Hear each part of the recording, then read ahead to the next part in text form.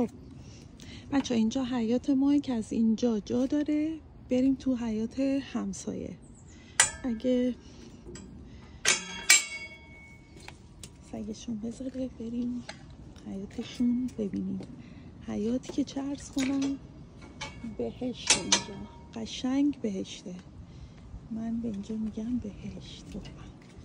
اینم سگ همسایه است، خانم لاتی. و فقط اینجا رو ببینید،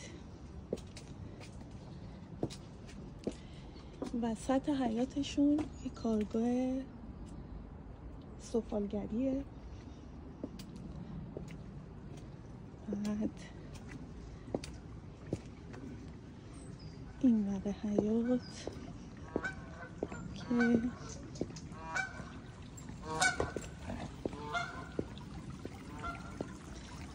ماهی دارن، برکه دارن، گلخونه دارن. اونورم یه گلخونه است. بعد اینم این ور حیاط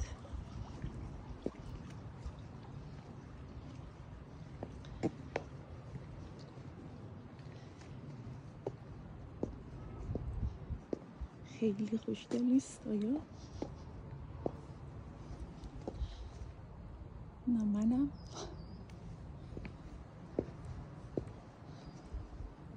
چرا این برم دیگه میره تو ساختمونه، خونه یعنی در واقع.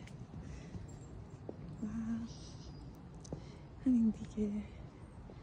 بعد بابا میگه هر وقت دوست داشتین از این در بیاین اینجا بشینین قهوه‌تون رو اینجا بخورین. و به پوریا میگه بیا اینجا روزنامه تو بخون. مثل اینکه اینجوری. نم آینه داره اینجا. بعد بارون